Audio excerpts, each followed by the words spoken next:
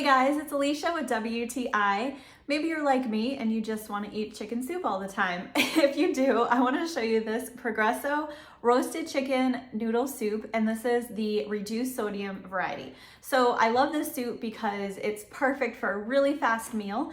It's already prepared. You don't have to do anything to it except for heat it up and then enjoy it.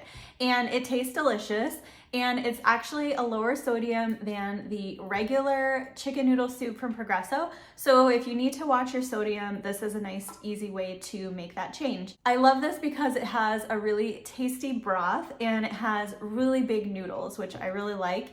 And it has just a nice flavor, and it just hits the spot when you're craving chicken noodle soup. So if your pantry is short on chicken noodle soup, then you may want to stock it up a little bit. You never know when you're going to not feel well or you need a really quick meal option. This is something that can really help fill that need, and that is my point of view.